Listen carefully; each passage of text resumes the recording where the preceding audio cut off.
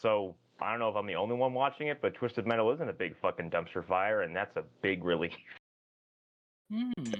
Yeah, that's what Hunter was saying when he finished it. Like, he said it was actually pretty good. I mean, I haven't had time to check it out yet, but yeah, I definitely am interested hearing that it's actually decent. It's good in ways I wasn't expecting, but also it's bad in ways that I was totally ready for. The joke per second average is kind of appalling at times, and like 7 out of 10 of those jokes just fall on their fucking face. Yeah, I mean, it's what do you I could have expect called from that. what do you expect from a show about fucking vehicular combat? Like, Yeah. Yeah, and that's funny because like it's almost like the Mortal Kombat 2021 approach, where it's like let's do a show or a movie about a tournament where there's no tournament. exactly. There's no Twisted Metal tournament that's being talked about yet, but I'm being told that is a teaser for season 2. What I will credit the show for doing is that if they are using this season as a setup to then launch into a tournament, they're doing it very well because they're basically planting all of these drivers that are deep fucking cuts from like Twisted Metal 3 and 4 all over this little universe, so that when they all do show up, you know who these people are. And there Twisted are Metal names that I was not expecting. Twisted Metal 3 and 4 were the ones you don't play. Like, that's what I learned. Yeah, they're really bad. Yeah, they're not worth your time. And I think Twisted Metal 3 was made in 6 months. Jesus Christ. Yeah, I'm curious if they're going to have Calypso show up if they do the tournament. You see the back of his head. Interesting. Okay. Yes. Arlen, that was all I needed to know. I was like, ooh, okay. Arlen, are you familiar with what Calypso or who or what it is? I do know like the very basic rundown of the lore. Because I have a little game for us. boy. And that will go hand in hand with who Calypso is. I grabbed a few of the endings from 2 and 3, and basically what I'm going to do is I'm going to name the driver, I'm going to name their wish, and I want to see if between the two of you can remember, or in Arlen's case, guess what kind of ridiculous, absurd Faustian deal Calypso gives them instead. Okay. I like this. I'm into this. Eric, you can just introduce Arlen's concept by explaining who Spectre is and what he gets from Calypso. Well, I don't really remember much about him other than that ending because it was just goofy as fuck.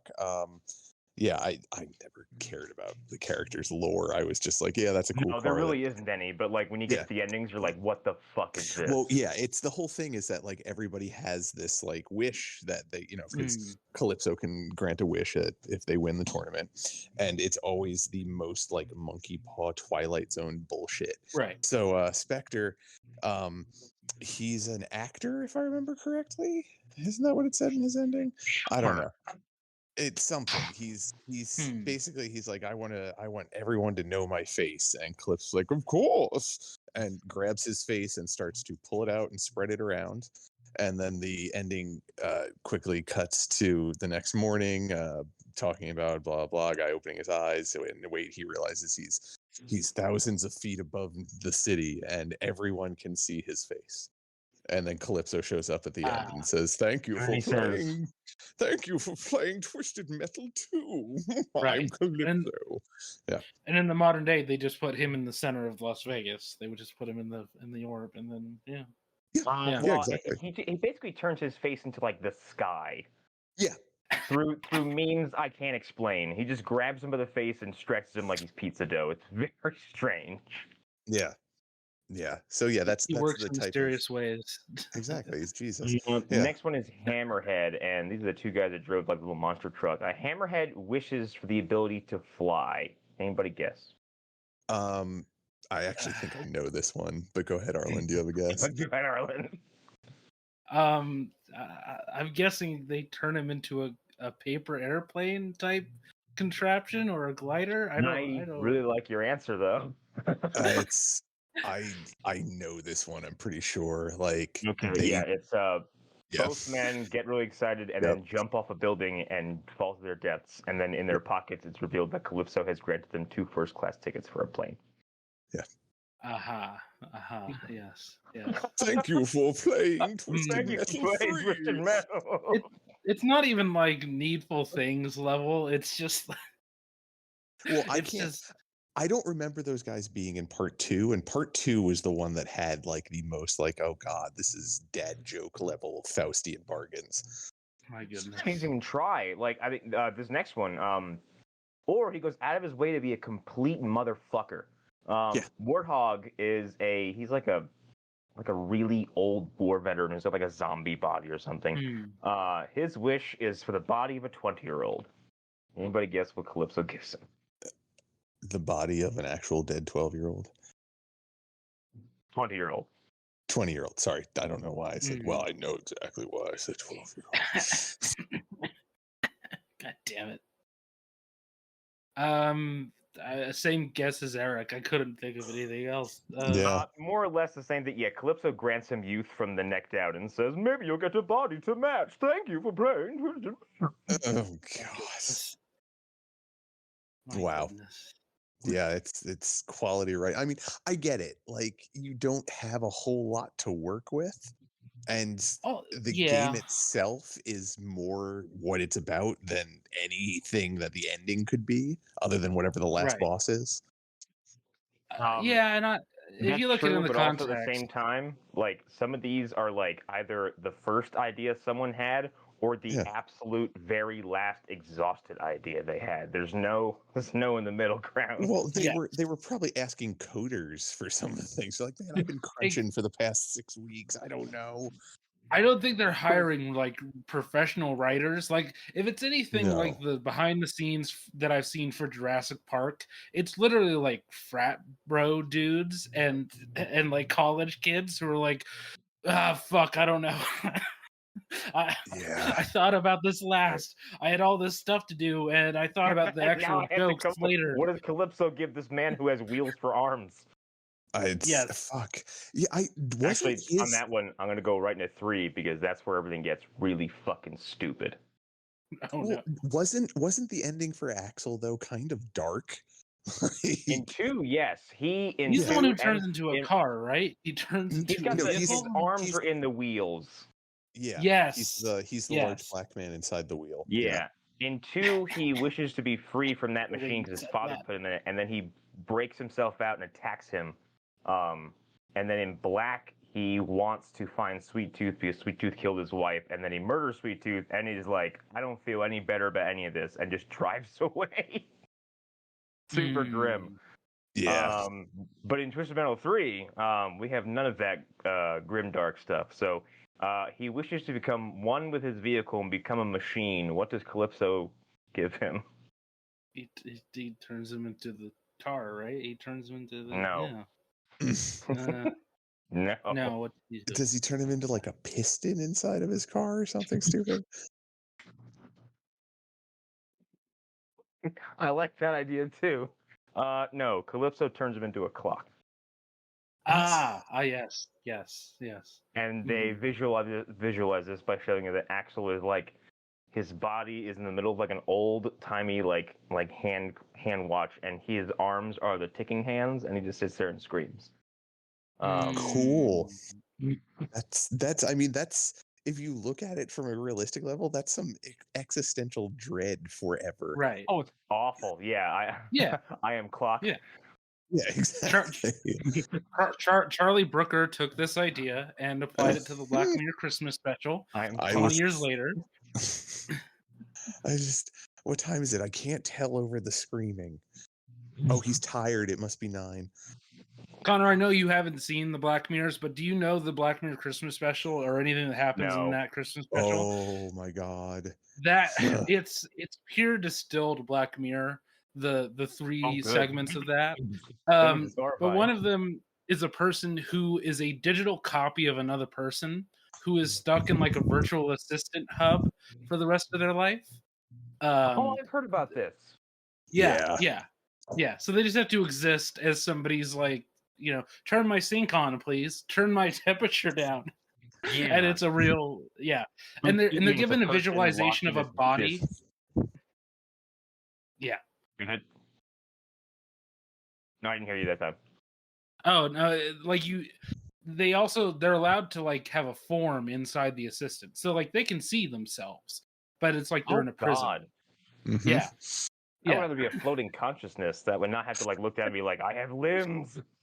Well, so the actually, I mean, it's better to explain the entire thing. Like, the first segment has what's her face, Tonks. She was also the wildling in the whatever first couple seasons of Game of Thrones. She's a woman who's on the prowl, if I remember correctly, or at least that's the impression they give you. And it ends up that the guy she picks up is it the guy she picks up, Arlen, that has the contacts in that have like a bunch of other people watching, or is it that they're watching her last memories? I can't remember what it is. Arlen? We lost Arlen. Excellent. Anyways, that sets up the idea of where John Hamm's character comes in, and then the interstitials between each of the bigger things is John Hamm talking to this guy in a cabin about their past together and blah blah. And the second one is the one that Arlen was telling you about. So the stinger with the John Hamm thing is that it's the dude he's been talking to is guilty of murdering his daughter, I believe it was, and he's been placed inside one of these virtual assistant things that they've now started using as prisons. Oh, because God. they put his mind in there so they can set it for what'll seem like whatever amount of years, but it's actually only like an hour real time. So then the final horrible stinger is they pull John Hamm out and they're like, all right, that was your community service, because he was the guy who was involved in the illegal watching of people dying while either having sex or whatever from the very beginning. Okay. And what they say then is like, since you did this, now what's going to happen is you're going to be grayed out from people. And he has to live the rest of his existence not being able to see the features of people because of the severity of his crime. And even though he did parole or whatever, his community service, he still has to exist in this horrible dystopian nightmare where he can't see people. They're just forms and muttering sounds. Play. Am I back? Am I back? Yes. Yeah. Okay. Yeah. Well, one thing, it's not all people, Eric. It's people who have blocked him. Oh yeah. On the internet. That's gnarly. I love that. Actually, in some ways, that's kind of a benefit. Yeah, it's. Oh, wait, people blocked you, not you blocked them. Oh, never mind. Yes. Well, no, it's like this weird void version of people, like in VHS 2 with like the serial killer or whatever. It's like static. Okay. Yeah, just glitched out. Yeah, I mean, in a lot of ways, like that Christmas special should have given everyone a hint on what the season following it was going to be like. But yeah, if you want to get some fucking mean Black Mirror in, like, that's approachable, watch that episode. Yeah. Like it's fucking great. It gives you a taste of like just how cruel it can be. Mm-hmm. It sounds like an absolute hell. Speaking of hell, the next driver is Minion, and Minion's a demon or something, depending on what game you're playing. No, he's a yellow guy who likes bananas. That took me a second because I don't ever have to stop and think about those things. I saw the cutest meme, or is it a meme? I don't know. I'm not sure. A meme? But it had a minion in it. Let me just post 3,000 of them to your Facebook page. Why won't you accept my friend? Anyways, sorry. Minion asks Calypso to spend the rest of eternity in hell. What does Calypso give him? Isn't there like a Hell, Iowa or something like that? I thought there was. That was exactly what I'm doing. It's exactly what I'm doing. I could have sworn there was like a town called Hell. He sends him to Hell, Michigan, and he's like, cool. Hell, Michigan. Yep, I knew it. I knew there was a place called Hell. Yeah. Yeah, he can. This one is hang out with the barbarian lady. He can do that. Yes, this one's one of my favorites because they don't even attempt to give you anything resembling an ending. This is the one where I think they just quit. Mr. Grimm, his wish is to collect Calypso's soul because he's some kind of, he's some kind of, death embodiment thing. What does Calypso do in response? He gives him an Al Green record. I don't. No, because that would be that would be something. This is nothing. I have no clue. I have no idea. Calypso turns into a giant and steps on him. The end. Oh Christ. Okay. Yeah. That's enough of that. Fuck That's you. Whatever. Tomfoolery. Jesus I Christ. hate this so much. I hate this. I hope by the time they did that reboot that at least they hired like a joke guy, like a Mike Birbiglia to come in and be like, "Well, this isn't funny." Punch it up. This isn't a joke. This is you bailing on a joke. Right. Warthog comes back. Warthog comes back and wishes for a head to match his 20-year-old body. What does Calypso give him? A head that looks like his 20-year-old body? No. Like a mannequin head or something like that? But that's also a very good answer. No. Another one where they just kind of bailed. No, Calypso just turns him into a head in a jar. I'm not sure how that even comes close to what he asked for. I guess if it's like a pickle jar, I guess, but even then, that like doesn't. A pickled head. Like it's like Futurama, which I can't wait for that to get canceled again. Because it's gonna happen. Fight me.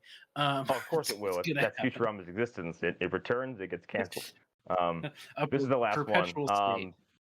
This is Thumper, and Thumper wishes to forever hang with his homies. What does Calypso give him? Well, there's a way it could go that I don't want it to go because it would be really bad.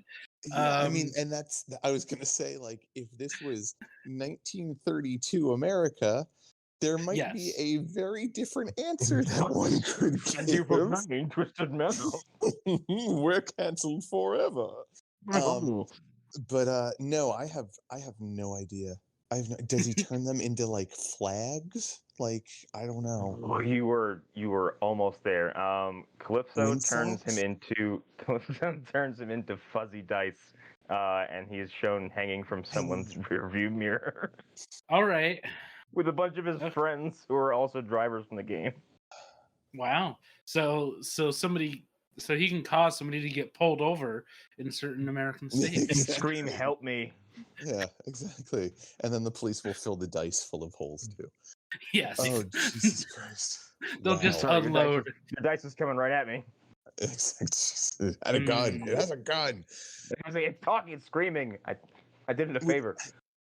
Okay, speaking of, that reminded me, I just recently finished the newest David Wong book, the ones written by Jason Peregrine, the guy who did John Dies at the End and all that. Just if you have any context on those, Connor. I know about John Dies at the End, but I don't know much about it. Okay. You should check out the movie. You might actually like it. It was directed by Don Coscarelli. Thank you. Yeah, director of Phantasm. He directed it. Yeah. Oh, okay. It's pretty good. I know a cracked guy was also involved in. That's him. That's him. Yeah, David Wong. He went by David Wong for his articles, and that was the conceit for the story, is that he was giving a fake name because he didn't want anybody to know where he was. But anyways, in the newest book, near the end, I don't know if you guys care or not.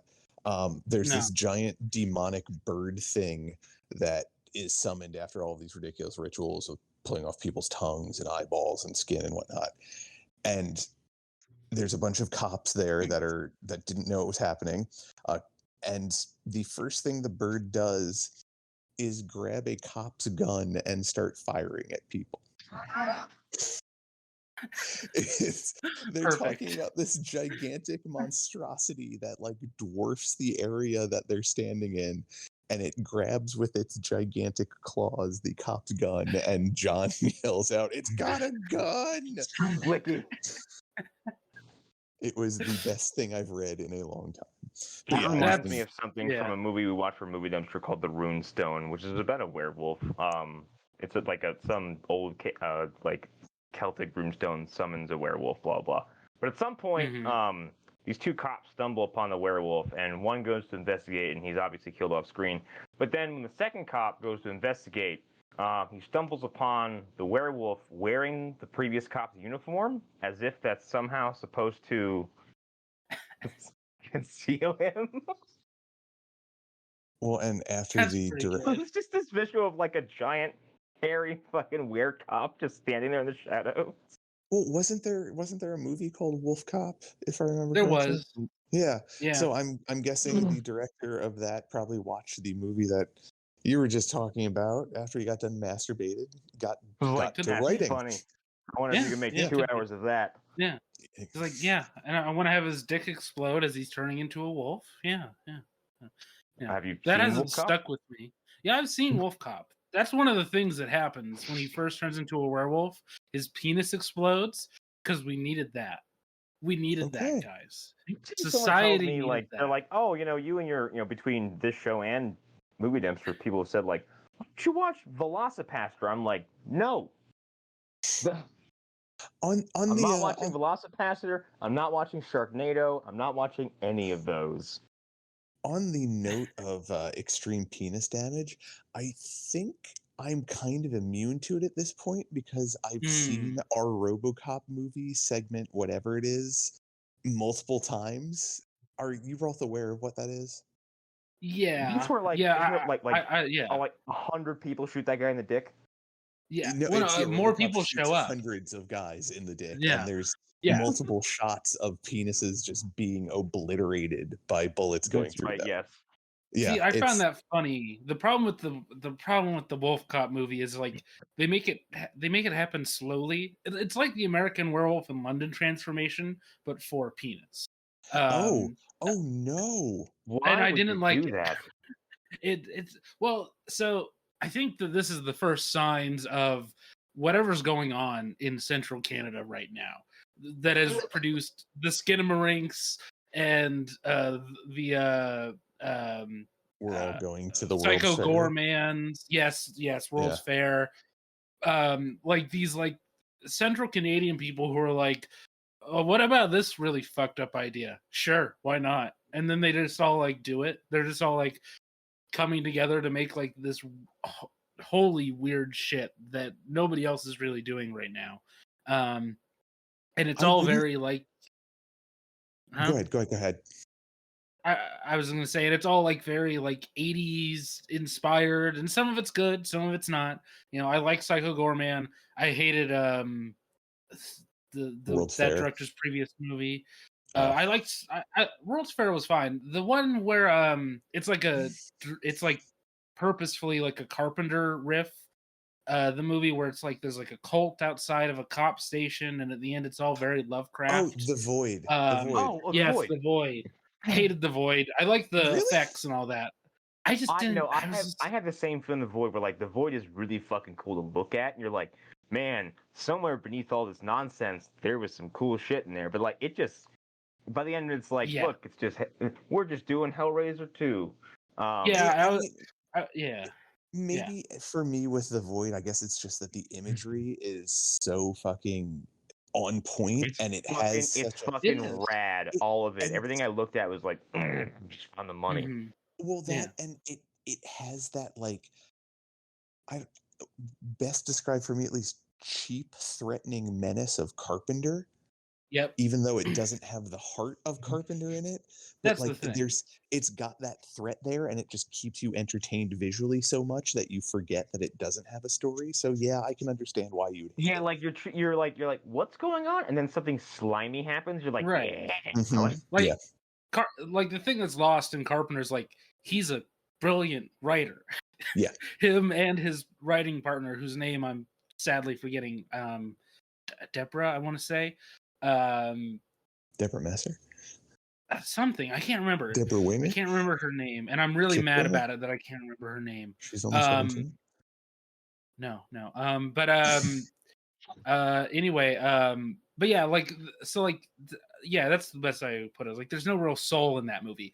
But like, clearly the people there, they were devoted to like recreating Carpenter level special effects and their favorite moments. Like there's a moment in The Void that is like, oh, that's the moment from Precinct 13. It's done very well. It's a very good recreation of like the when the guy gets in the car and there's a guy in the back. But like they do like this like gruesome like kill to that guy. It's pretty sweet. I didn't even think about the fact that basically the Void, like the overarching quote unquote story, is just Prince of Darkness told poorly. Yeah, it's again like if Prince of Darkness is a greatest hits album, this is a cover of a greatest hits album. Which is like fine if that's what you want, I suppose. I mean, and I'll admit there have been people who have done that recently, and it's worked out well for them, and people have liked it, and they've gotten critically good reception, I guess, in the music world. But I don't know, it's just different to me. No, I get it. Actually, I wanted to touch back on We're All Going to the World's Fair. Connor, have you seen that? I've only heard the name. I don't know anything else about it. You might get something out of it. I got absolutely nothing out of that film. Nothing. Like, I do not understand why people enjoy that movie. Did we lose Arlen again? No, am I gone? Oh. You're good. I didn't. If you were responding, I didn't hear anything from you. I might have been out of the mics because I move around a little bit. We'll stop. No, I'm trying. It's hard. I am standing. It's important to remember. So, no, I think it's just the vibes of that movie. I think that's what it is for a lot of people, and I think it is the kind of like generational thing that people are experiencing when they're showing parents everything everywhere all at once. Yes, I get that title wrong all the time. Of like it just, I don't think it plays to certain audiences that didn't spend like a lot of time feeling very lonely on the internet while having instant access to everybody on Earth. Seemingly.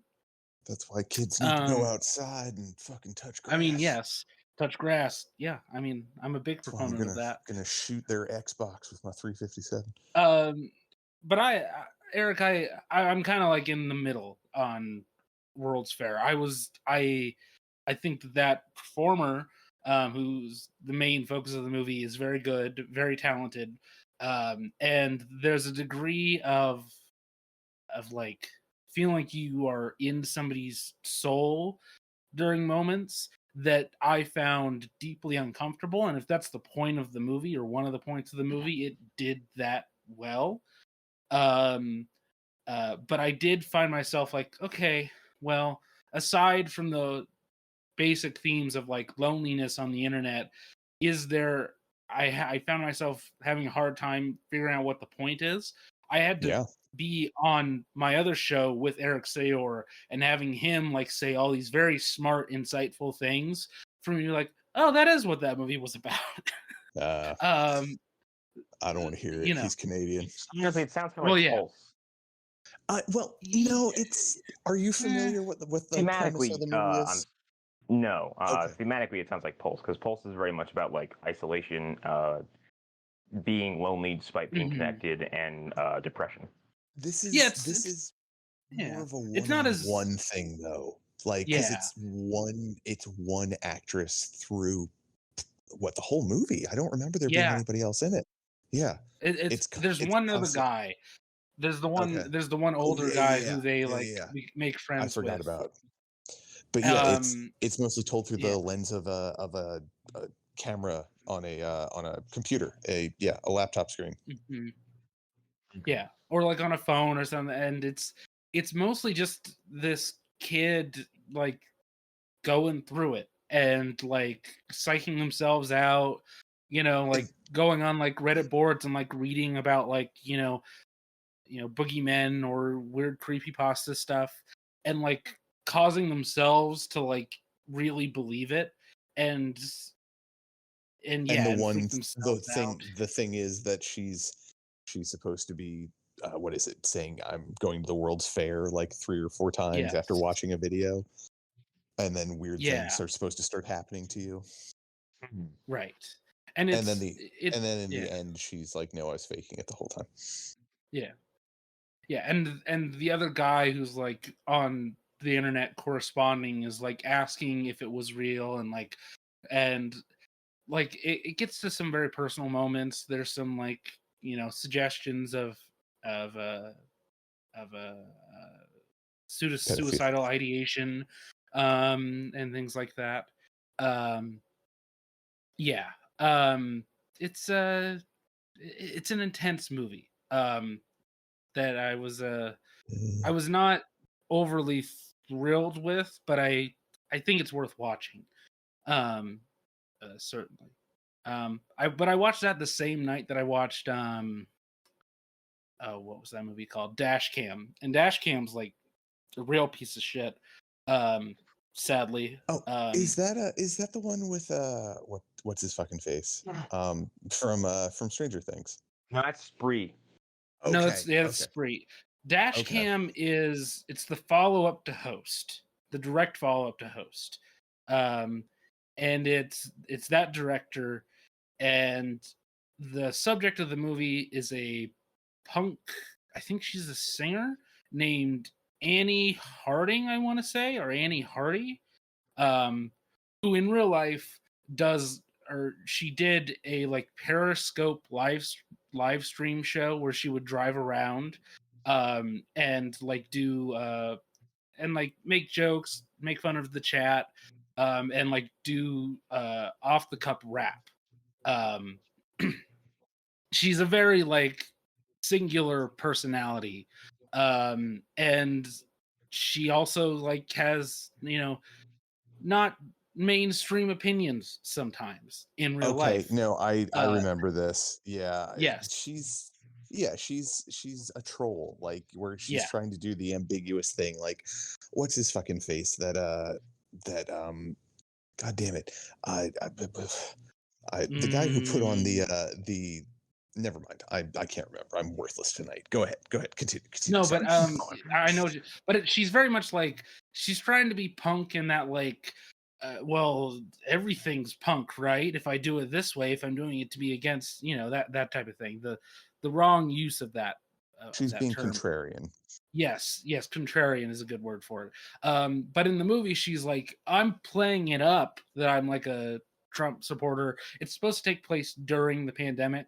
Somehow she gets on a plane ride to London, and she like visits her friend over in London who's like very liberal and very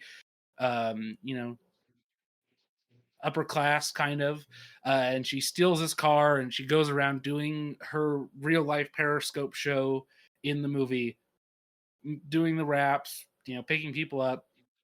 She goes to this like Jamaican restaurant and is asked to escort somebody to a house, and things start happening.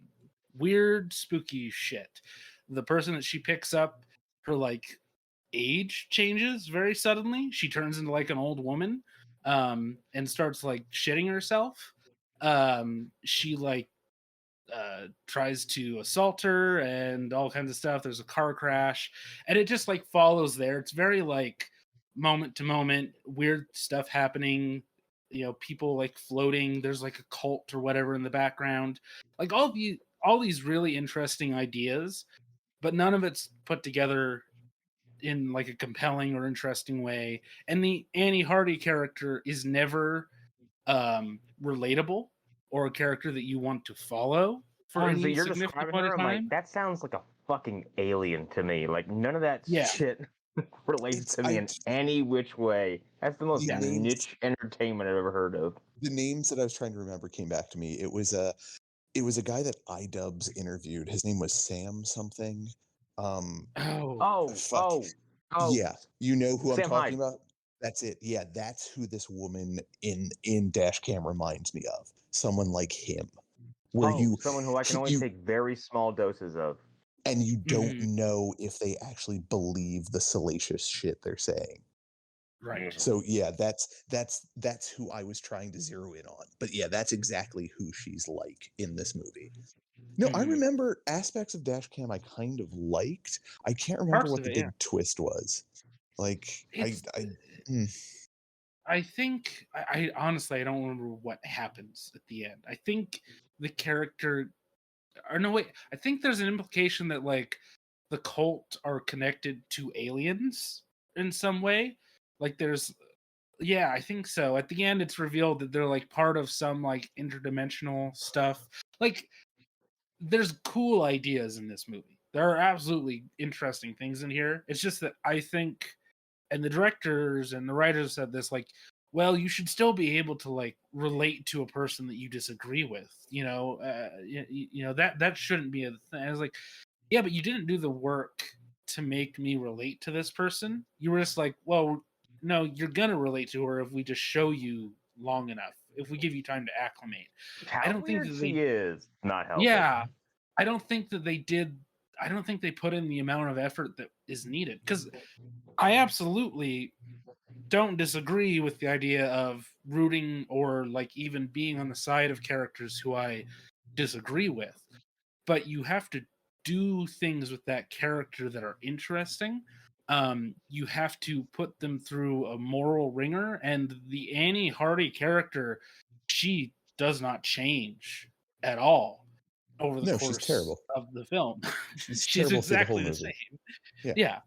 Well, Yeah. and that's exactly why it doesn't work, because you don't have any type of sympathy or even any type of It's a horror slight film. Like at some point, you might just check out. You're like, I don't give a shit. Like, who cares? Yep. She sucks. They suck. Like, Yeah. Part of it is also like you're waiting for her to die a gnarly death, and she Yes. doesn't, and that's what's so unsatisfying about the movie. Yep. It's just like, Yeah. okay, this was a waste of time. And I actually rented that one also. That's the other thing. Oh, I'm sorry. I watched that on Shudder. I was not happy. But I mean, the good news is that director's next movie was Boogeyman, and Boogeyman's pretty sweet.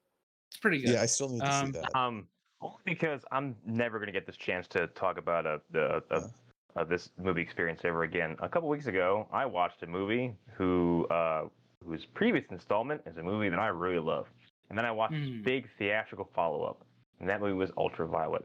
And holy fuck, this movie has been living in my head since I rewatched it.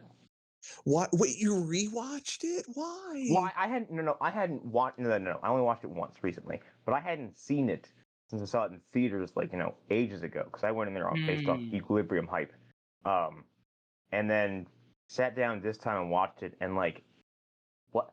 How the fuck did that guy ever get work again in any level after that movie? Holy shit! Because I think Children of the Corn was supposed to be his get out of jail movie, and it didn't work. So back he goes. Ultraviolet is abominable, and it's just got like it's weird idea bukkake that just never slows down. It's edited by a maniac. It's full of the weirdest, most just lots of random shit happens, and I don't know why. It also has a very bizarre opening where it's almost implying it's based off a comic book. It's flashing all these like hand-drawn comic covers at you. There's no comic; it doesn't exist. Yeah, of course it doesn't, because it's a bad movie. I don't know movie. why the movie does that. Because it's a bad movie. It's an exceptionally bad movie, and I can't believe he got to make like a Total Recall remake after that movie. Well, it's full of one cardinal sin after the next, and it looks like dog shit. Wait, it's the nature of being a writer in Hollywood.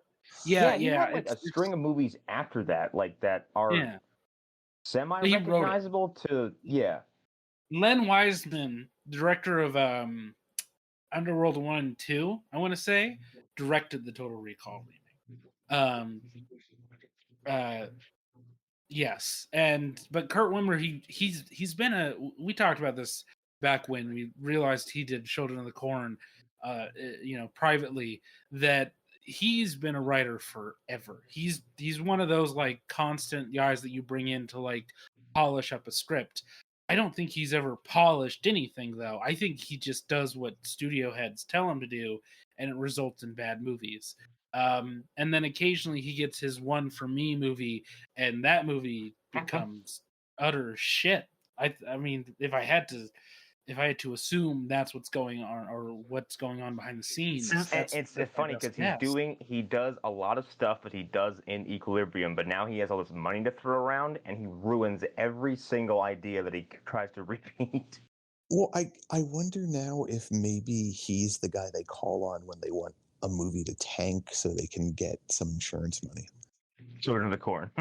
He's like a tax hitman for them. I'm gonna kill this project for us. Yeah. Eric, that might be the case. Although with Total Recall, I think that they really thought that they had something there. I feel like they were like, this will work, right? And if it doesn't work, well, then we'll get the insurance money. But like Colin Farrell, we've been trying to make that happen for years. And newsflash, they didn't. It's very strange to me that, like, I understand how a Kurtzman, right, continues to work because that guy gone. There he goes again. It's funny because sometimes I don't know if he's just like pausing or his internet connected or if he's just gone. I was going to respond with Kurtzman seems to just fail upwards in that he writes real garbage, but all of his garbage makes money. But that's the thing. Kurtzman was also involved with Fringe, which was like one of the best fucking sci-fi like lore shows that existed on Fox. Did you ever watch that entire series, Connor? No, I've only ever seen like the first few episodes. Oh, dude. Like, everyone who tells me about Fringe tells me I would love it, and I don't have a reason to doubt it. You would eat up. Yeah, you're back. You would eat up every second of Fringe if you actually sat down and watched all of it. Like, it's kind of got like that feeling that the Remedy game, the fucking Control. Yes, it feels very similar to those. Yes, I think we've talked about this before. If you want to like sample something, just watch the Peter Weller episode. It's so good. Okay. It's so good. It's just like, look up Fringe Peter Weller. It's like for me, the thing that it did so well was that you can be watching an episode that you'll be like, oh, this is just like a one-off episode, because that's what you would get. You'd get like a one-off episode, a lore episode, a one-off, a lore. And then there would be times that you'd just be watching the one-off episode, and like at the very end, it'd be like, oh, this was all a deep lore episode the whole time. And then you'd get like 3 in a row where it would like progress the story so quickly, and then they wouldn't give you anything for a while, but you wouldn't care because the show is so goddamn good. Yeah. And they would they stuck pretty close.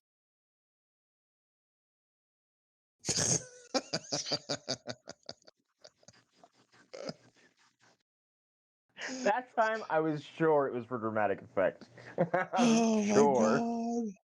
Oh my god, we are the most professional podcast. We are. We really are. What was I saying? I don't know. Really close to sorry.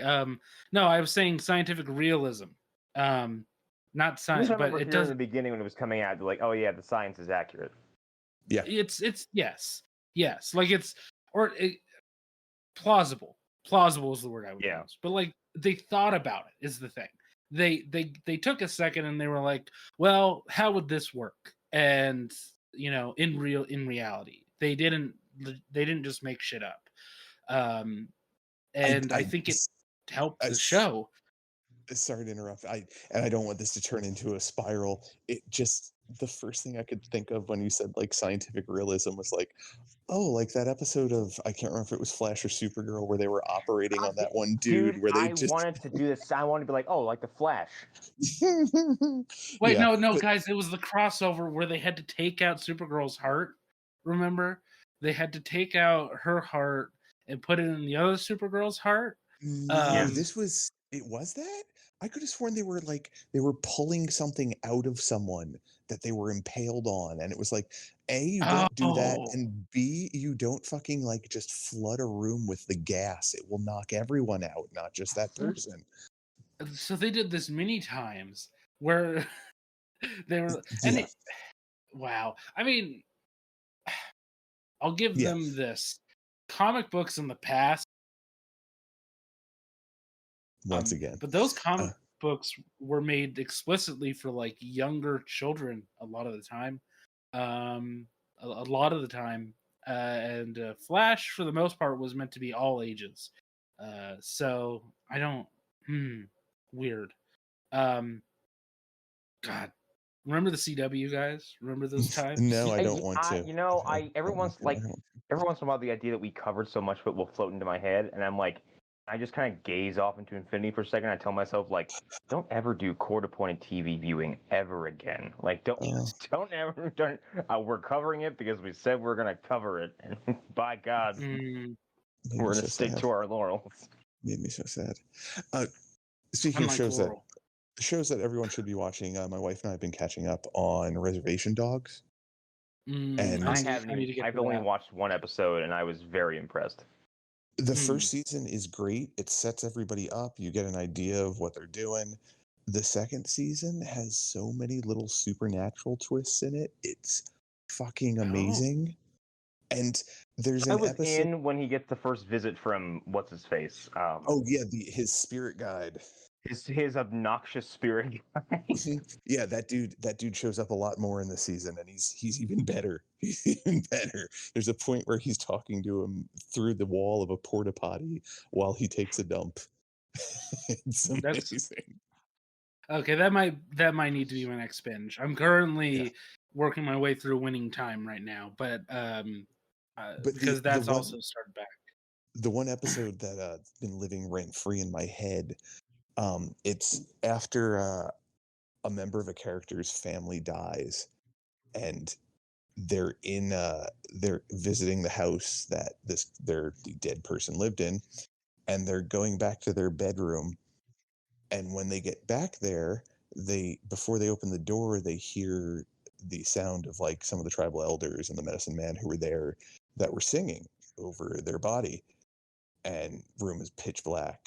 And they turn on the light and it ends.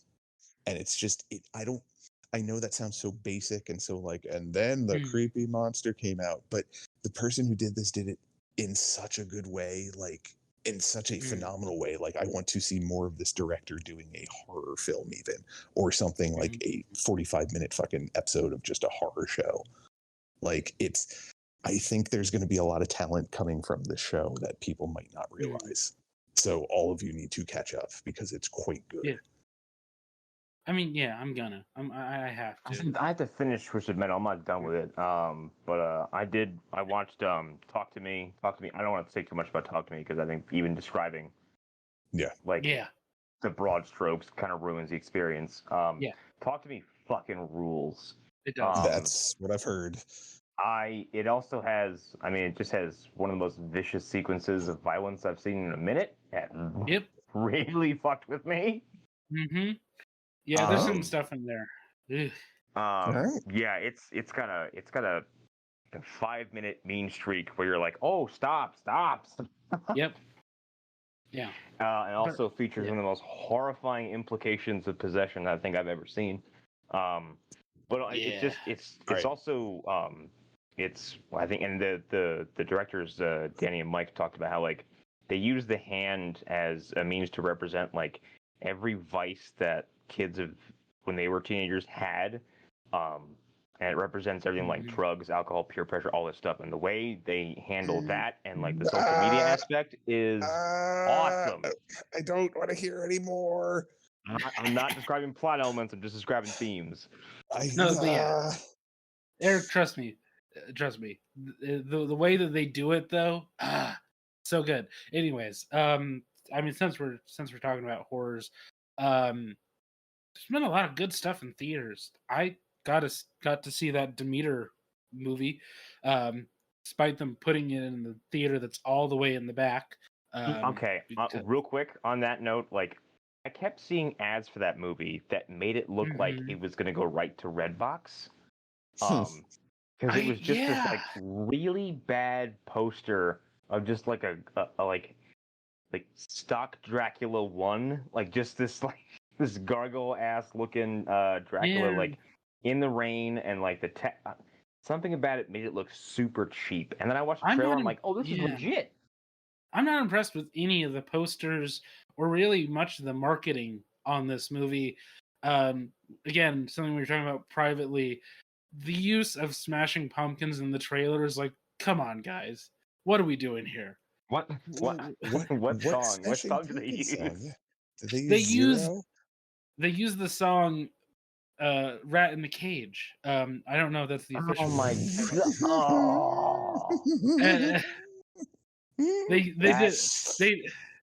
That made my teeth itch with how uncomfortable and annoyed I am.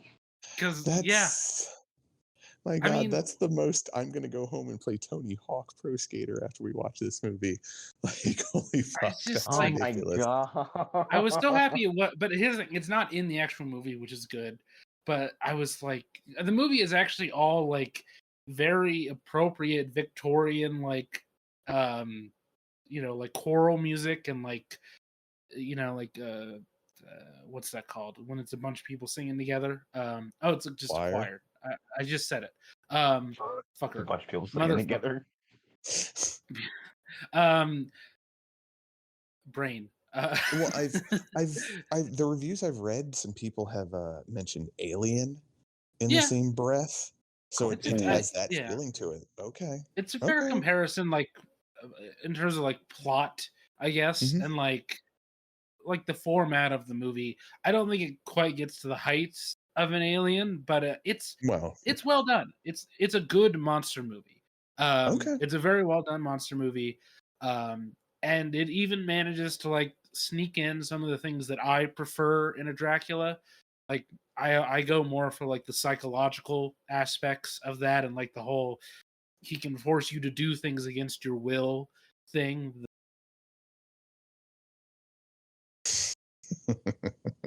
It's like the void keeps taking him. I know, and it's disturbing that Arlen enjoys the people being forced against their will. I'm concerned about what he enjoys. Isolate the audio. That's the part that's terrifying. Is the is the void keeps taking you.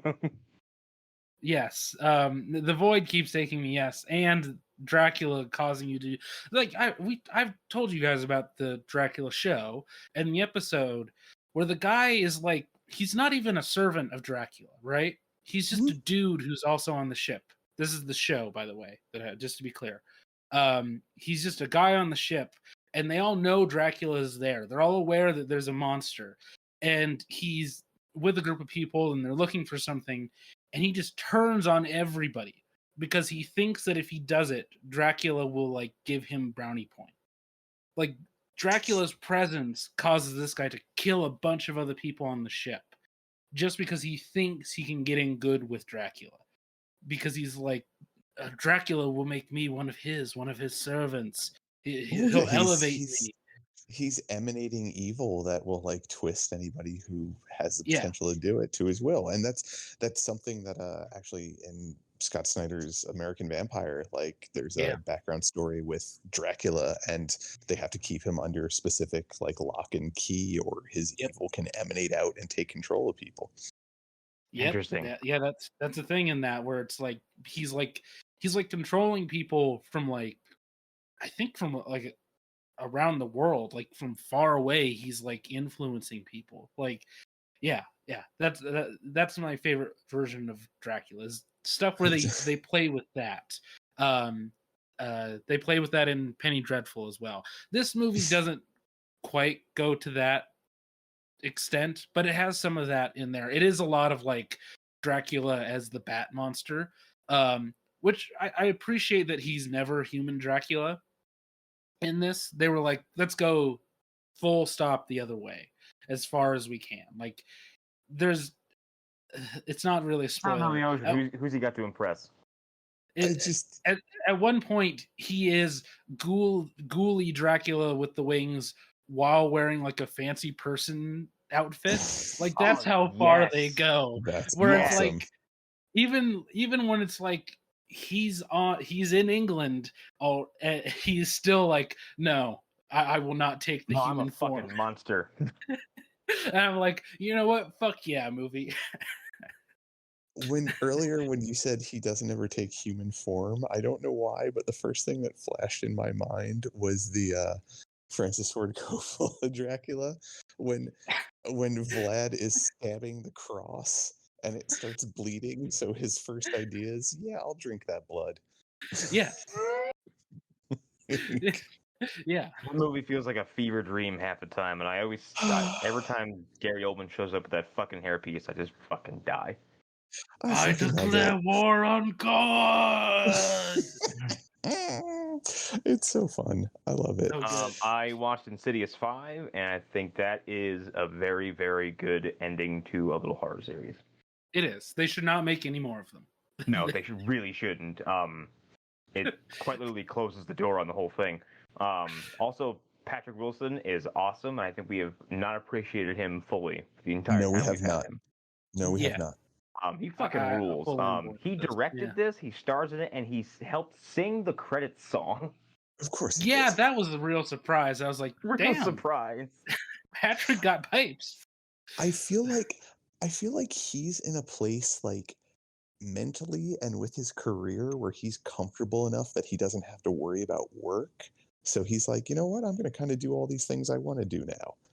Like I also think like he's super lucky in the fact that like when he gets picked for something, it's like he always stands out. Like who would have thought that he would have killed Aquaman as hard as he did? I mean, when I saw him in fucking Phantom of the Opera, God knows how long ago, if you had asked me if he would become the leading man in 2 different horror franchises that would run concurrently, I would have thought you were nuts. Mm-hmm. I don't know, just like everything I see him in though, like you said, Connor, like I'm always like, oh yeah, I really enjoyed him in that. Like he's definitely a standout in Watchmen. Like he's so fucking good in Watchmen. Mm-hmm. Yeah. He's fucking phenomenal in Little Children, the movie where he's banging out with what's her face from Titanic. God damn it. Kate Winslet. Thank you. Yeah. He and Kate Winslet bang out a whole lot in that movie.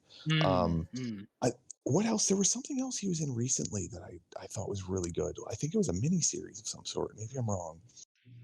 Maybe. He does a lot of stuff. He works pretty consistently.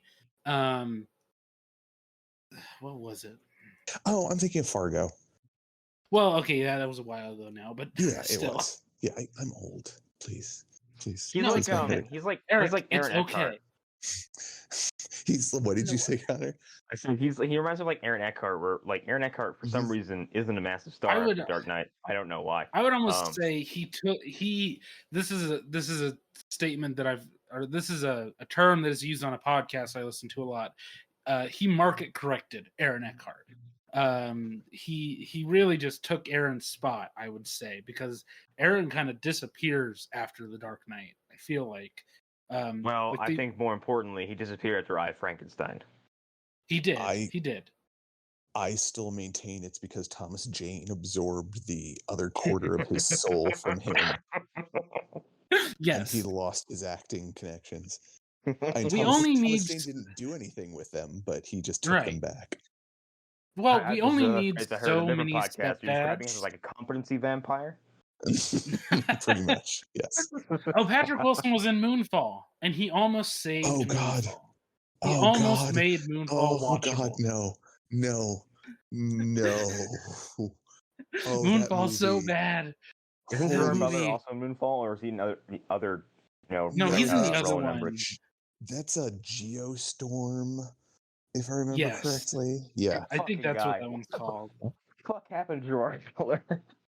Well, he did Den of Thieves, and he can't work again after that. He peaked. He did his best work. Which, have you guys seen Greenland before?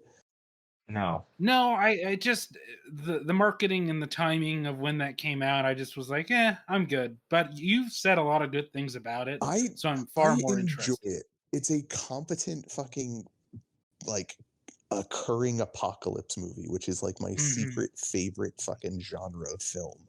Like 2012, that movie's fucking dog shit. I eat it up. It's so good.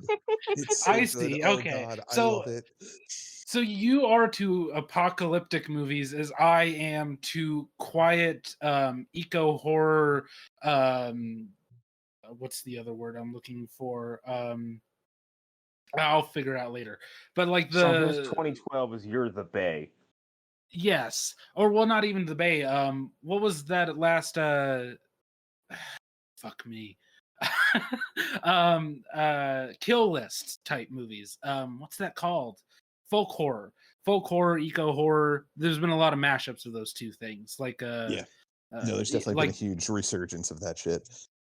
Yeah, like it's like that for me, where it's like even the bad ones, I'm like, fucking give it to me. Oh yeah, like Melissa had never seen Day After Tomorrow before, so I was like, all right, we're fucking that either, but I know so much about it now where I'm like, I'm good. I don't think I need to. Wait, you've never seen Day After Tomorrow? No, I've only That's seen shocking to me. I've only seen snippets of it. Honestly, when it was coming out, I was like, I'm all right. Like, oh, dude, it's bad, but yeah, man, it's real bad. I still there's such horrible CGI wolves. I grew up watching that movie a lot, and like it's weird going back and seeing like this. I would call it middle period Gyllenhaal, where he wasn't doing Zodiacs yet, but the Donnie Darkos were behind him a little bit, so he's like trying to be kind of like a big movie star, just a little, but he hasn't really figured out what his spot is. Yeah, he hasn't figured out that he needs to be one of the doubles in that in the movie with the spider at the end. Spoilers for that movie that I can't remember the title of. Enemy. You didn't give any away because they're not going to know what's coming. Oh, yeah, Enemy. Yeah, he doesn't know that he needs to be the star of Enemy, or any of the other movies like that he's been in, where it's like, Jesus fucking Christ. Like Nocturnal Animals. I don't know what that movie was about, but it was a fucking wild ride because of Gyllenhaal and Aaron Taylor something Johnson. Else for like, it's about a bunch of artists whose art comes to life and kills people. Velvet Buzzsaw. I haven't seen that, but I've heard it's interesting. Yeah, it's I haven't seen it either. Wild. I would say growing up, the movie, like the big stupid dumb apocalypse fest movie that I was obsessing over was Independence Day, because I had it on VHS. So I used to watch all the time. And I was mesmerized by those little, like, the lasers coming and just blowing up a fucking miniature. I'm like, yes, this is awesome. See, I like that for the spectacle, but like for me, what makes like Greenland in 2012 and like movies like that so good is because it's nothing that man can do. They've just gotta fucking figure it out, and I love watching the breakdown of society where I'm like, yes, you're doing that right. No, you're an idiot. Don't ever go there. Like I think that's why I give World War Z a bit of a pass too. Sure, I can see it. Yeah, I mean, World War Z is all that bad? It's not. It's really not. But I thought it was fine. It's fine. It is the dishonor and unfortunate reputation of being like the most sterile zombie movie I've ever seen in my entire life. I think that also Train to Busan came around a couple years later and ate its lunch in a number of ways. Did a lot of, and all the cool things from World War Z are in Train to Busan as well, so that doesn't help. Well, and I mean, to be perfectly honest, like I love the book World War Z, but the movie didn't really do a whole lot with it other than use some cool set pieces. Like the idea of Israel and being like closed off so well. Yeah, that's great. And that was great that they used that idea, but like there were so many different separate stories that you can't really patch them together that well. Not in a film. Not in a film, and not in a way that makes sense. He's channeling Aaron Taylor Johnson in Godzilla, where like he just kind of blankly looks at things as they develop, and then he just goes right, and then moves along with the plot. And occasionally somebody says something really cool that's like deep book lore, like what Eric's referencing. Like they have that moment where they're on the airplane and they're talking about North Korea. And the fact that the North Koreans were all told to remove their teeth and they just did it. So that's why there's no zombies there. It's like... Yeah, and then how the lights went out in North Korea and they think they went underground. Yeah. Yeah. Yeah. It's like, okay, that's cool. Back to the Aaron Eckhart, or not Aaron Eckhart, Jesus, the Aaron Taylor Johnson in Godzilla thing. Yeah, basically Brad Pitt is like a golden retriever with a miniature version of his family hanging out of his reach in front of him. Yeah. because that's all Aaron Taylor was doing in Godzilla. It was just Scarlet Witch in front of him the whole time, just like must get to future sister in another film. Yeah, it's big golden retriever energy.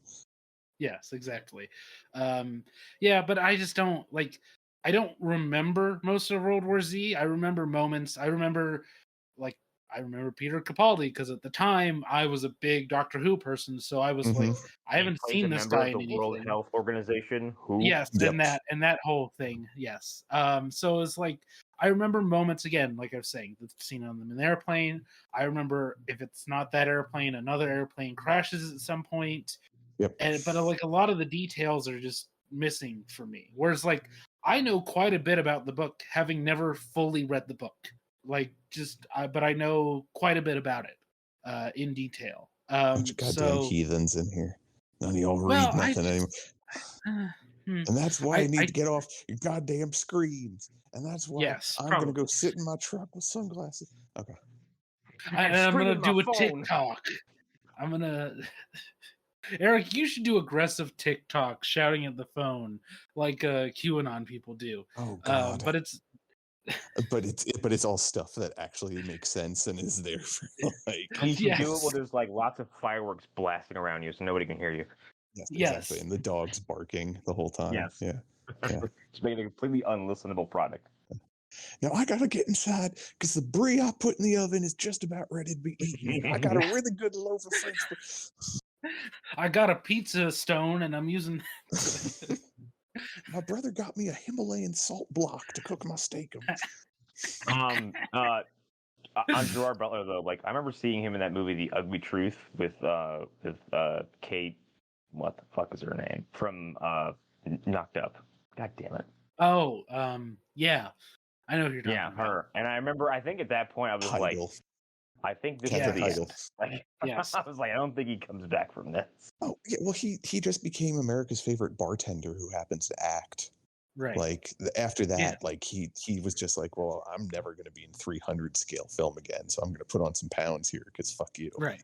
Oh, he becomes he's very someone described it as when Carrie Elways was first shown in Saw. I remember someone said like, oh God, has he been seeing Alec Baldwin's nutritionist? What happened to him?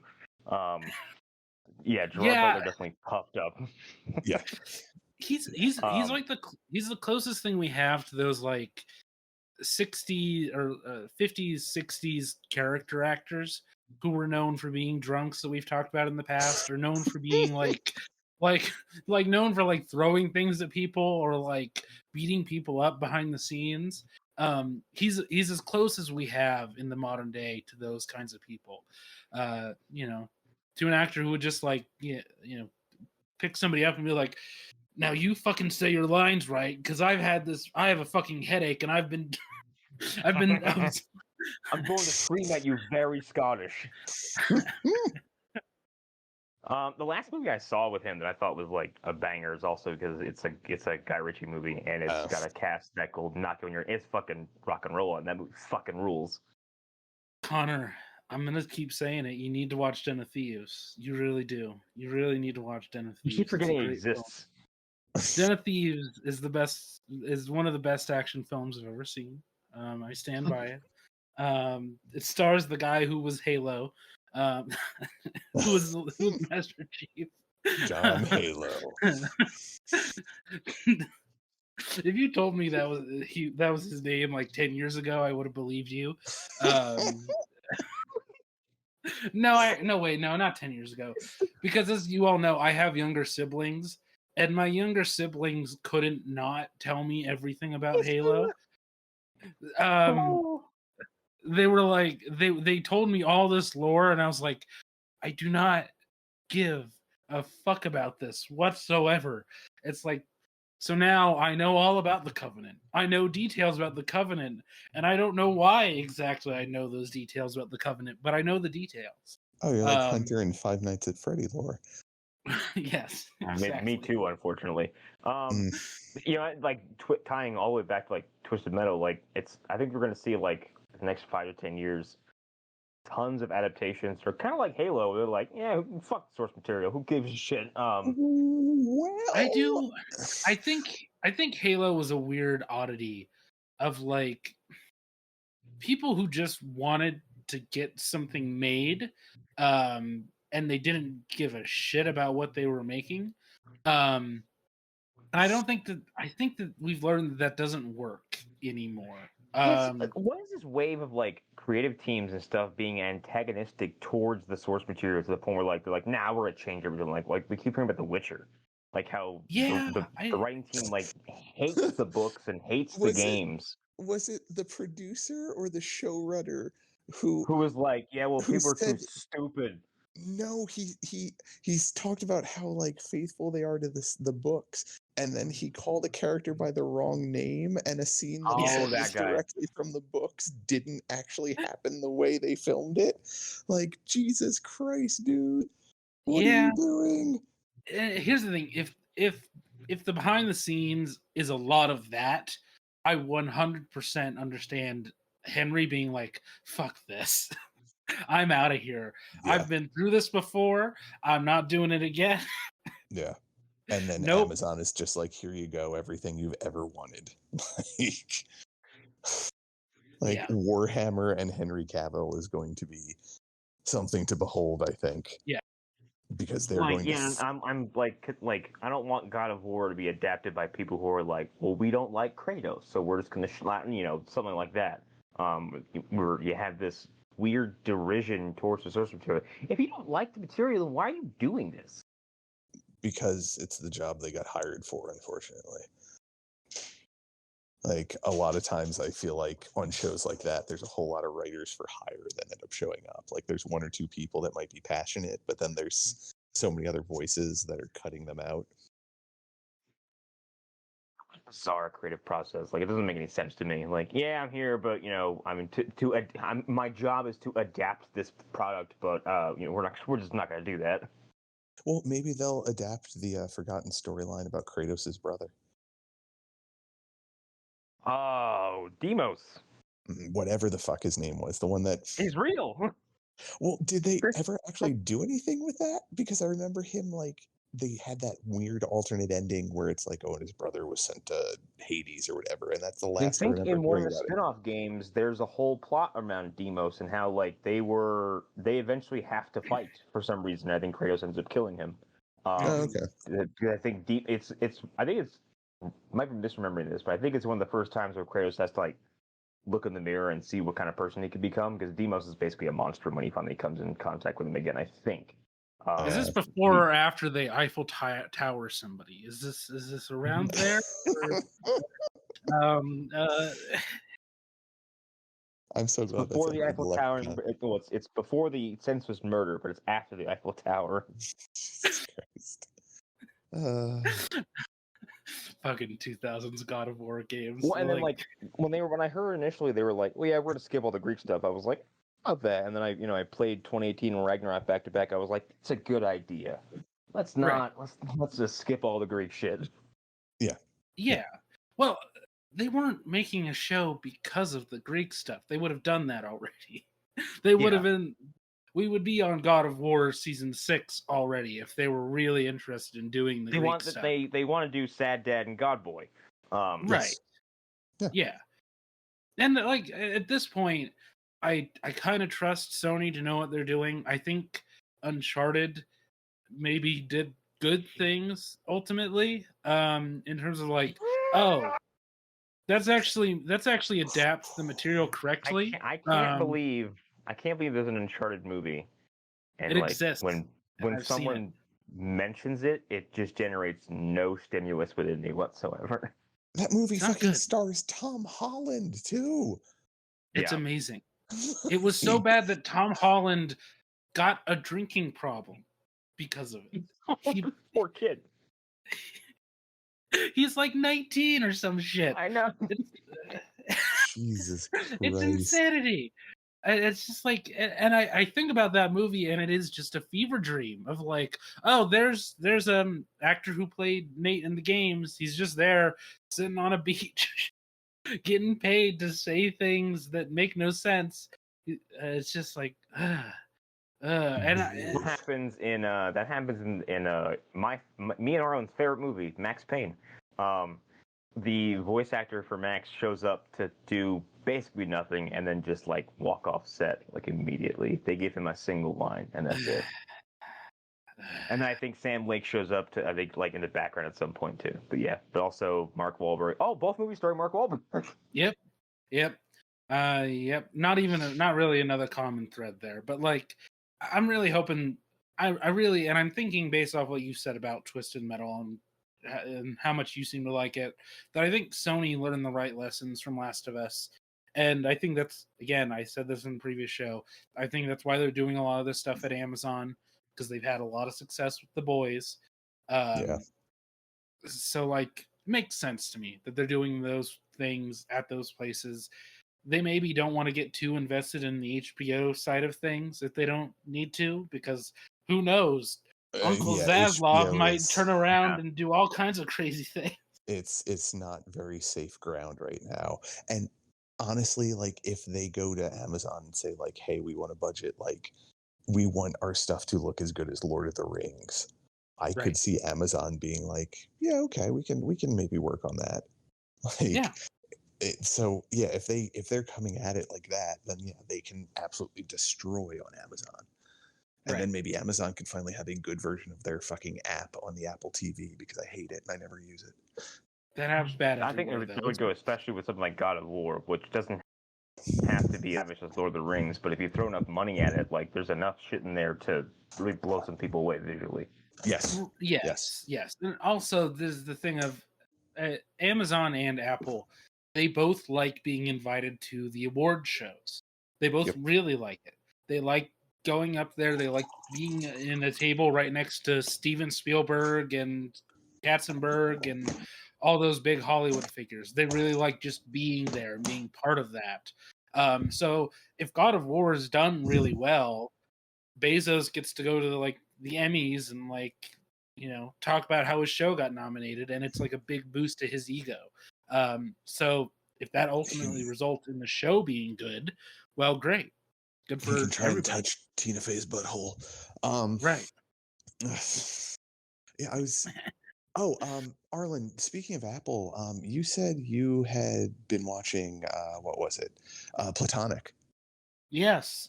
When I'm basketballed out, I've been watching Platonic, and that show's really good. Seth Rogen is. I think he's really developing into like a singular voice in like one of those big like pantheon ways, and I can't be happier about it as somebody who was not always in on him and the squad that he rolled around with before half of them got canceled for various reasons. But Platonic is so good.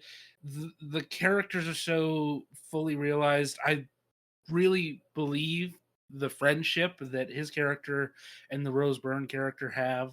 Connor, are you aware of what the show is at all? Nope, but you're saying two names that make my ears perk up, because aren't they in what the fuck is it? Neighbors? They're in the Neighbors. Yeah, they're the two Neighbors movies. Yeah, and they're good in those movies. Their relationship is very good in those movies, despite like ridiculous scenarios that those characters go through. But they ground those movies in a reality that makes them work and makes them funny. And it made Neighbors 2 watchable. I would say Neighbors 2 was not great. There's a Neighbors 2? Yeah, there's a Neighbors 2. And it's the same movie, but like instead of a frat, it's a bunch of girls. Like that's what? How did I miss this? You didn't miss anything. Don't worry about it. It really like came and went. People were like, "This ain't it, dog."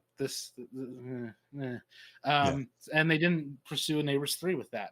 But I am glad that he reunited with Byrne for this. Because the premise of Platonic, since you got lost in the weeds there about Neighbors or whatever the fuck those movies are, it's Rose Byrne and Seth Rogen were best friends years and years ago, and then I forget they had a falling out. I think it was over whoever Seth Rogen ended up marrying, and he recently got divorced, and they start hanging out again, and it's all the ridiculous bullshit they get up to. It feels like old Seth Rogen buddy movies, but it's with Rose Byrne, and they're both adults, so it's even more ridiculous. It's actually really, really good. But it never gets too elevated, which is the thing that I really appreciate about it. Is like it all feels very grounded to a certain extent, and when it gets heavy, it works. It really hits pretty hard. There are some moments where I'm like, oh god damn, Seth Rogen is like doing some serious acting here. He's like really giving a fully realized character, and of course Byrne she's brilliant, so of course she's doing just the same, but also she has so many opportunities to be as funny, if not funnier than Rogen in parts of the show. I think she's actually far funnier than him in most of the show. He gets a lot of like the real serious stuff.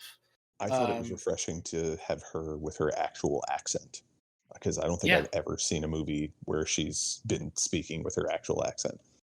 It's always that like forced American thing that they make her do, or this like British accent that she does in like X-Men First Class. Yeah, or not the Odyssey movie, the Iliad. Troy. Troy. You've never seen the Troy movie? He's in Troy? Okay. Yeah, I don't think she's I've in ever Troy. seen Troy. Yeah. She's in Troy. She's like a minor character in Troy. So if you don't remember her and you have seen it, that's why. She's like very small in the movie. I mean, important role, not a lot of screen time, I should say. She's really small. No, it's like pocket. I think she's like 20 minutes of screen time, but she's the person who like awakens his humanity in that movie. Because he plays Achilles in that movie. For those that don't know what Achilles is, okay, I'm sorry. Yeah, no, we're not explaining that here. Yeah. I'm trying to explain to you the one of the oldest stories about I'm not doing it. I'm not gonna explain Greek history to you or Greek myth to you. I mean, that's for a different show altogether. Yes, but this one. But I that's the thing in general that I really like is like I hate forced bad accents, forced bad American accents, and I think she's just naturally funnier doing her Australian accent. There's the episode where she's like saying, well, it's an Australian thing, and then another Australian person walks in and she's like, no we don't. Australians don't say that. And she's like, yes we do. It's absolutely a saying. It's really good. A lot of good stuff in Platonic. I highly recommend people watch. My favorite worst forced accent will forever be tying right back to Dracula, Keanu Reeves, and Bram Stoker's Dracula. He's not even trying though. He's not. No. He's there. He's present. And it's one singular line delivery. It's like, I know where the boss sleeps. Call facts. Like, if you would have told me after I saw that movie that he was actually going to become like a fan favorite and like a really respected actor because of who he is off screen as much on screen, like I would have I would have laughed until I vomited. Like it's shocking to me, and I want to know what the turn was. Like, what happened that he all of a sudden just came into his own? I think The Matrix, because like he's a nerd in those movies, but he's still cool.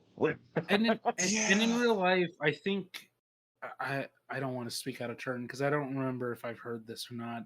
I think he might have had like alcohol stuff going on in the early 90s. Okay. I think like sobriety stuff. I don't remember, so don't quote me on that. But very similar stories to like 90s Johnny Depp. So I might be mixing those two up. That's what I wasn't sure of, because I know they both like hung out with Winona Ryder all the time. One because Johnny was dating her, and then Keanu and her were just friends. But yeah, like that's where I always get them mixed up on some of that stuff too. I don't know, whatever, But yeah, that movie. Like, I kind of want to rewatch it now, just to rewatch that scene where he's drinking the cross blood. Did This is in a Isaiah? minute, so most of that. No, he's back again. I think. A younger sibling tried to call me, and it caused my headphones to connect to my phone. The void opened up. Yeah. Again. Actually, something I wanted to bring up because it's popped up a lot recently. I mean, mostly because the podcast I've been listening to is Stephen King, and I don't know how much you'll be interested in this, Connor. I don't know how much of a King fan you are, but I was listening to a podcast that was covering the entirety of the Dark Tower series, and I just finished up the episodes that were covering the final book in the Dark Tower, and listening to the guys talk about it, like. Connor, are you familiar with the ending of the Dark Tower series? No. Okay. So the ending is Roland gets to the Dark Tower after everyone died in his quartet. Just a second ago. What was that? I died, I said. Like me. Oh, like yeah. And he gets to the tower, which is the big thing. Gets inside, goes up to the top level, and when he opens the door, it's the beginning of the first book. And you basically are told that he's been doing this loop over and over and over and that's over maddening. and over. Like it's also like when I first read the book, the ending to me was like, oh, this is bullshit. This is absolute and utter bullshit. But after listening to these dudes talk about it on I think it's called Kingslingers, talk about it for like 2.5 hours, I've actually come around a lot on it, and it's reinvigorated my interest in Stephen King again, because I don't know, it's one of those things that I feel like I should start appreciating him more, because I don't know how much time we have left with him on this earth. Yeah. Well, I keep don't forgetting worry, he is A, as old as he is, B, you should just slam back cocaine and cough medicine. So Yeah.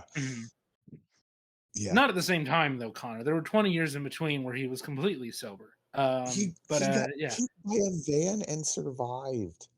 And developed an addiction to Oxycontin and kicked that, and then bought the van that hit him and destroyed it with a sledgehammer. Perfection. Perfect. But he also wrote Dreamcatcher somewhere in there, and we all know how that turned out. He wrote that while he was high on opioids. Yep. And he said, yeah. It made entirely all the sense. I mean, John Carpenter has looked like he's been 100 for about the last 30 years. Yes. I can't believe he's still around too.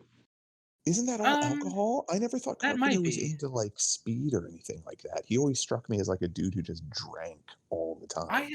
I always assumed he was like straight edge until recently. I think that a lot of his age is very recent.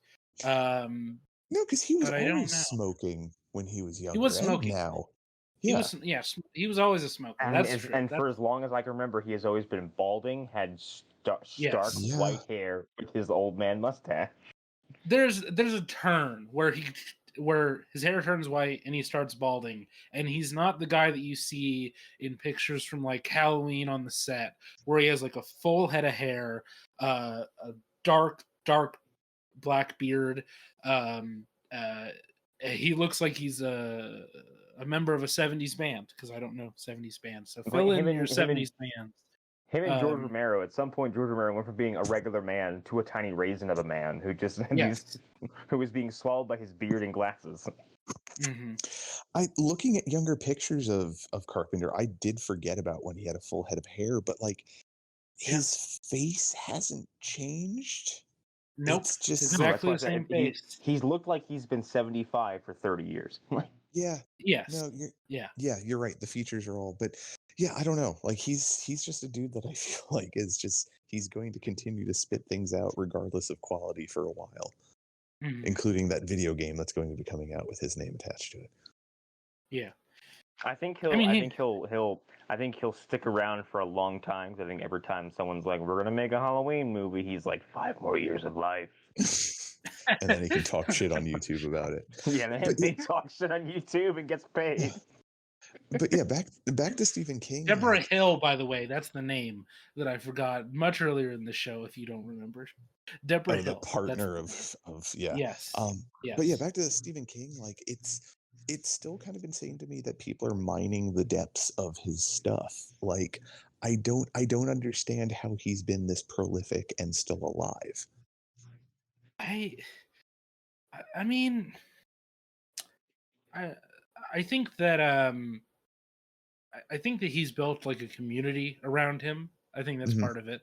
I think he I think it's just it's very hard to die when you like lived a full life, I guess, and like are doing well after the fact. I don't know, like a lot of people. Like every once in a while, like we'll get like a wham bam double slam dunk like movie adaptation, and his name stays in the collective consciousness for all that longer because like like in the same like 5-year span, we got like Doctor Sleep and It, like Well, and that's the thing too, is that when those movies were coming out, he was still producing some amazing fucking books, which seems insane to me for like a 76, 80. I don't know how fucking old he is at this point. Like 9,000. Like for the age that he is, he's still producing books that are really fucking good. Like which I think will lead to the fact that like after he's gone, I think there'll be just decades of people like movie studios, whatever, TV, mining his work for stuff, because I think the fact that he is like his work is going to outlive him by a long time. Well, you got to think of it like this: they're going to redo the stuff that has not worked again. That'll happen. That'll keep happening. Like we'll get another Firestarter, like another 4 times. Yeah, we'll get a couple of those, but also like they'll start adapting his much later works. An entire generation will probably grow up thinking that he is just like a guy who wrote true crime novels that got adapted, or like pulp novels and stuff. Like he'll go through like cycles of appreciation, and I think that's going to happen. A lot of it's going to happen, and then people will rediscover stuff that's lost. Like I think, aside from me and Eric, people don't remember that The Outsider exists, which is still like top tier. Like, have you watched that, good. Connor? No. Oh God! It's it's Ben Mendelsohn fucking chewing up scenery, and the woman who plays Holly Gibney. I can't remember her name. Like that actress is so goddamn good in that show. Yeah, Cynthia Erivo, and it's like it's very much like it's a very straight detective show, but then at the edges there's something weird and spooky going on. This like creature that's behind it all, and it's like it ties into the larger King lore, and you can fit it into the phylum of the things that you've read in other King books or seen in other movies. But at the heart of it, it's like this very like straight edge, like, no, but I saw him on the tape, so he must have done it. And it's like, people like, it's like real drama. Yeah, it's just an impossible murder happens. Essentially, is that a person was in 2 places at one time. And then it leads into even crazier stuff. But that's like what you said, Arlen, with it tying into the larger King mythos. Like that's the thing that I don't think a lot of people fully realize is just how connected his works are. Yes. And it's done in subtle ways at various points. I mean, outside of all the stuff connected to the Dark Tower, but like Connor, I think with the exception of like 3 or 4, maybe 10 books or so, like every one of his books is connected to his other books in one way or another. Yeah, I've always had that. Well, I didn't really know that like until later, like I think probably like mid to late 20s. I didn't realize that. And I think my earliest experience with that was somebody mentioning that. Which story is it? Is it Shining or is it? Which one is it where someone offhandedly mentions they saw a clown in a fucking sewer? I think that was Tommy Knockers. But no, that was specifically Tommy Knockers, I believe. Okay, yeah. But the cop who's all over it in Castle Rock. The cop who's in like 5 of them. What's his name? What are you talking about? There's a specific cop who's in a bunch of them. He was Ed Harris in Needful Things. He's also in Dark Half. God, I do not remember that. I have not read either of those in many, many years. I have seen that movie, and I couldn't tell you a fucking thing what's about his it. name? He's like he's been played by like the most actors, I think, of any Stephen King character. God, what's that guy's name? But yeah, like there are all these things where it's like, because they never made an effort to connect all of it, you wouldn't. But like, if Ed Harris had played Alan Pangborn in Needful Things and The Dark Half, and I think he's in Cujo. Eric, is that completely wrong? Would that be impossible? Because once again, I'm not sure. Like I like you're talking about movie connections. Like with the books, they are like direct connections where well, like they'll mention. Pangborn will like mention the other stories that he's been in. Like they'll like mention like, oh, remember back when this happened? But like that doesn't happen in Needful Things. In Needful Things, he doesn't bring up the fact that there was an author whose like twin came to life and like took over his identity. Like they never do that. Like the closest that they got was the Castle Rock show, where they make some pretty explicit references to the fact that Pangborn has been around for a while. But yeah, like they never do that. That doesn't matter anymore because that has nothing to do with the Stephen King universe since they canceled the fuck out of that show. Yeah, they did. They really did.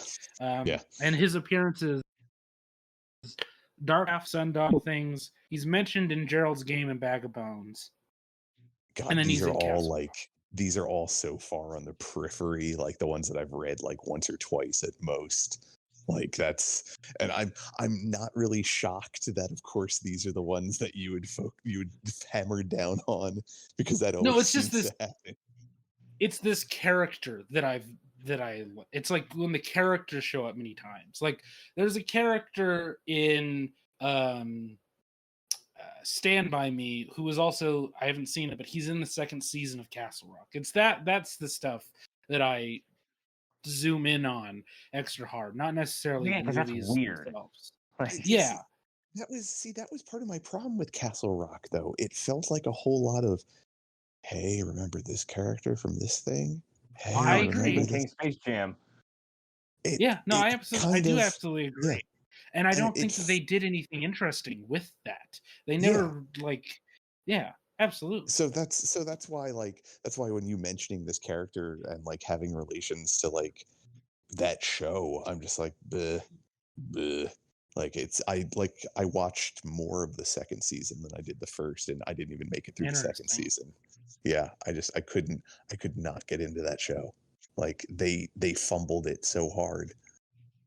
I was in until the finale. The finale is where I was like, yeah, fuck this. I want nothing to do with this. Like I thought that what they were doing with Sissy Spacek and her character in that one episode was really cool. Because there's this entire episode that's from her perspective, Connor. And they tell you throughout the show that she has dementia, but it might be something more. She might be like in some sort of time loop or something that's causing her to like experience time out of order. And it's a really well done episode. But then the finale is like, oh, fuck all the development that you've had in the first season of this show. We're not going to pick up on any of the plot lines. We're going to lock the character that we've been following the whole time in like a fucking box and throw the key away. And bye. We're going off to do a different thing. Yeah, it's just like, ugh, I didn't care after that. But I remember the actor who played Pangborn and his performance. That's the main thing. Is I remember him playing that character, so his name stands out to me. So later on, when I'm watching Needful Things, not realizing that it's set in Castle Rock and that that's the same character, when they say his name, I'm like, oh, okay, that guy. And I'm like, well, it's very strange that they don't bring up the fact that he's also in Dark Half. And also that's the other thing. Dark Half and Needful Things, I think they came out like a year apart, and it's very strange to me that they were like, well, let's just cast a completely different person in this. And I think they were the same studio too. Anyway, we don't have to keep on talking. Yeah, I think you're dissecting that far too much. Like that was but anyways, no, it's like it's the lore connections they are present, but if they don't matter to you, you can ignore them. That is the thing that I really like about Stephen I was gonna say about his work outliving him. I was gonna say like he's gonna have a much better time after he's gone than someone like H.P. Lovecraft, whose work, as I would say, just as influential and just as important, and also kind of connected. But like, yeah, we'll remember Stephen King as this badass, unkillable writing machine, and we won't remember him as a vicious, horrible, scared racist. No, and that's the thing. Like Stephen King has addressed like stuff that he didn't handle well in prior stories that were written in different time periods, where he's like, yeah, sorry, that's on me, guys. Like, I try and learn, blah blah blah. But that's with you saying like, his work is going to outlive him, or it'll definitely outlive him. But I would put him somewhere in like the same level as like a Mark Twain for American storytelling, and I know that's not really that much of a fucking hot take, but I also came up during a time when people were like, oh, Stephen King, like considering him trash because they wouldn't read it because it was horror, and like how he's managed to basically stomp on all those people's graves makes me so happy. His name is like also, a monolith. Like it's not just you, Eric. He thought that of himself. That's the important thing. Is like when he saw Stand By Me, and I believe when he saw Shawshank for the first time, he was stunned by what had happened, by how good the movies were. He was it was like a realization of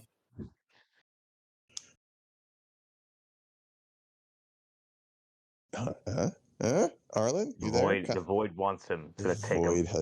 The Void has devoured him. Whatever that. The void will take your resistance no longer. It's actually just Thomas Jane coming for more talent. I'm here to take your competency. He hungers. He's like Sinistar. Oh man, is he gone? Give him a minute.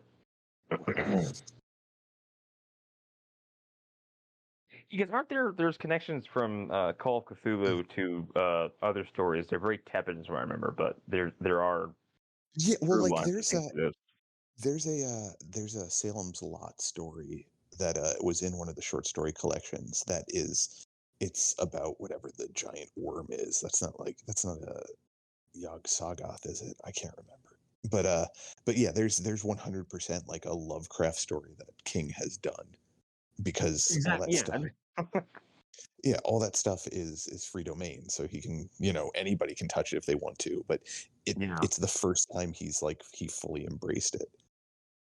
But yeah, I don't know, like Stephen King, like it. Hello, welcome back. Aaron Eckhart did not, or not Aaron Eckhart. God damn it, Thomas Jane did not take away all of your talent. No, yeah, it's just, I don't know. You should pick up a Stephen King short story collection sometime, Connor, because honestly, like I feel like his short stories. What was it? I think was it Graveyard Shift? Oh, that's a great one. That's the one with the hand on the front with all the eyeballs. Maybe it was just an old book. My mom had it. It had like a cover, like a purple silhouette or something on it. It was definitely Graveyard Shift. Nice. Yeah. She gave me. I was too young for these. She gave me Salem's Lot. She gave me Graveyard Shift, and Lord of the Rings and the Two Towers. Not Fellowship, just the Two Towers. Sure, why not? Sure. And then this is a very Cookie Monster glass. My first experience with Tolkien was trying to read the Two Towers, devoid of any context, and I had no idea what the fuck was going on. Oh my God. Yeah, Tolkien, my dad just handed me The Hobbit and was just like, read this. And just kind of walked away. Yeah. I don't know about anybody else, but I am spinning my wheels because I've been up since 4. Yeah, probably a good call. I've been up since 6, so let's call it for the evening, please. I have nothing to plug still. Yeah, I got nothing really other than everybody should go read a Stephen King short story.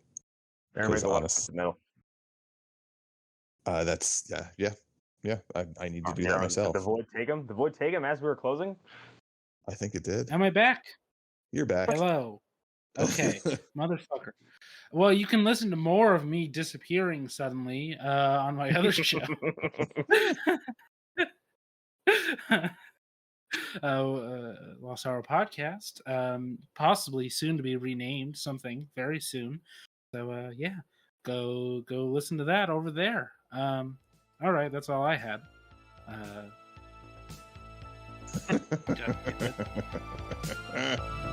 Wonderful.